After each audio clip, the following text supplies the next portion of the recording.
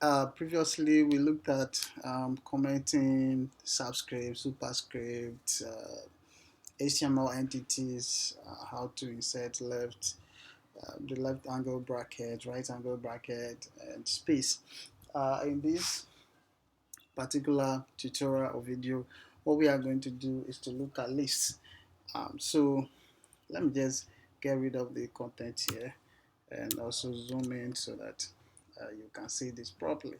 So uh, put some comment and say uh, lists, right, in HTML. All right. So a list is a nice way of organizing your content um, uh, on a web page. So you can either uh, have them bulleted or numbered. Um, so we are going to look at how we can do this using HTML code. Basically, there are three types of lists. We have a definition list, uh, definition list, we have ordered list, and then we have ordered list. Okay, so how do we, you know, code or write HTML code to create an ordered list or definition list or unordered list?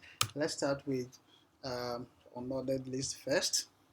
Um, so we go down one space and say um, unordered list example. Okay. So unordered lists are the types of lists that are not numbered. They are bulleted. All right. So it could be maybe square bullet, square or disc or the actual bullet itself. We are going to look at them quickly. Right. Then we get back to the other types. To create an unordered list, first you need to create a parent structure to tell the browser that, look, I want you to display some items for me, list items for me in no particular order. All right. Unordered lists are not in any order. Right. So, excuse me. There is a tag, HTML tag, okay, called the UL, and that is what we are going to be using. UL for unordered list. So we have UL, okay, something like this.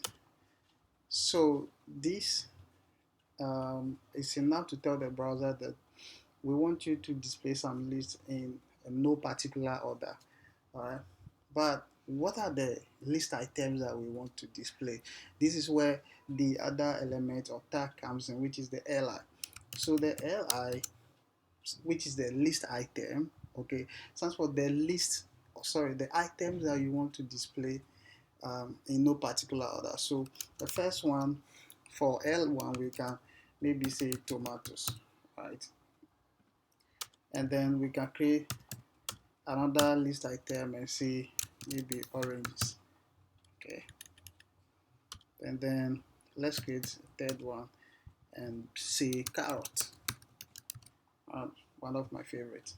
Okay, so let's go through this go one by one. We have this UL, okay, opening and then closing tag, all right.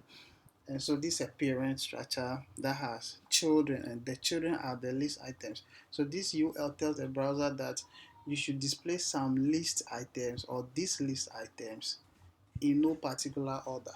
Okay, so by default they will just be bulleted. Can we see that in our browser? Okay, so let's refresh, and we have tomatoes, oranges, carrots. All right, all of them bulleted, and they are not in any particular order. We'll come back to the type. All right. So there is an attribute. Remember when we spoke about attribute, we said they add they are modifiers. Okay, for element they add extra information. Let's say we want the type of this to be square.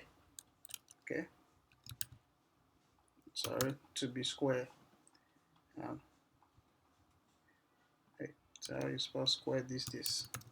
Alright, that is correct.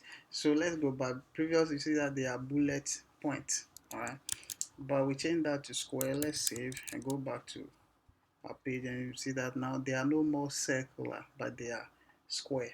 Alright, there are types. Okay, we have the disc. Okay, so I can change it to disc, and then you see how it will look like.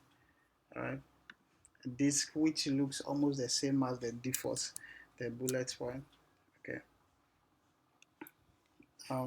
so that's it with the on ordered list. If we want to create an ordered list, okay, ordered list for example, in here it's the same thing, it follows the same format, except that instead of U for unordered, we have O for ordered, right? So UL is unordered, OL, as you rightly guess, would be what? Ordered, right? So just have OL, right? And this is for ordered list, right? And again, the same thing, we'll have our list items, okay? So here we can have banana, um, another list item, we can have uh, pineapple, right? Um, and then you can have another one like mangoes, right? Mango.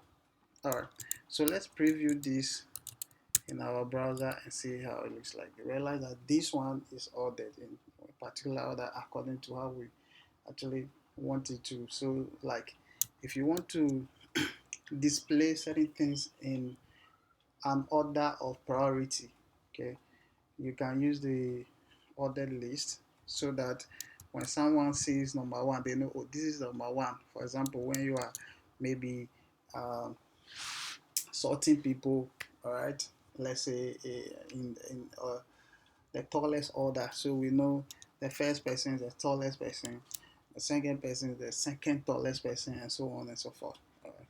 So this is um, uh, ordered list. Of course, it also has the type attribute, and you can see that we have the default is numbers.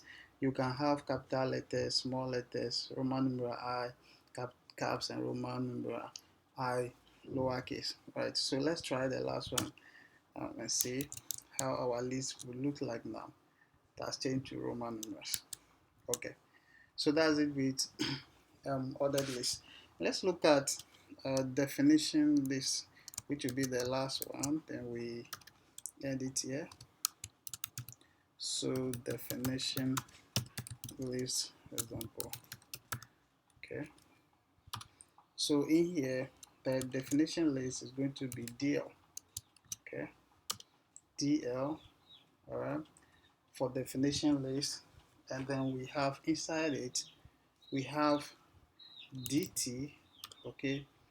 This is the definition term. All right, the term that you want to define, and then you have DD, okay, for definition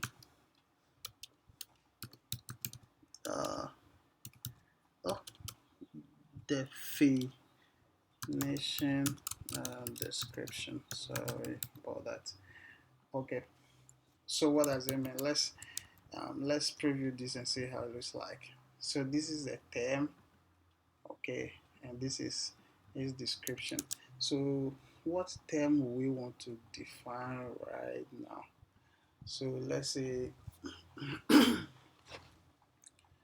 um, let's define a word like say maybe data, right? So we can say it's an organized oh so say refers to unorganized, all right,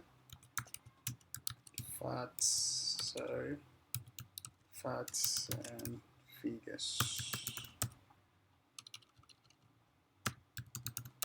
Am I hungry? The way I'm making a lot of typing mistakes. Anyway, so let's preview this and see. So we have data, all right, and its definition is what? Organize facts and what? Figures. So we can add more if you want to add more definition words, all right, and do that, and then you, so um, maybe we can say uh, embedded embedded system, right? So a type of um, that is that serves a limited set of requirements based in another system. Okay, so we have a new definition list. So this is how definition list works, and that takes us to the end of our lecture or tutorial on lists. Please, if you have any questions, don't forget to leave them in the comment section. I would look at them and then I will address them accordingly. I hope you look forward to the next lecture. Thank you.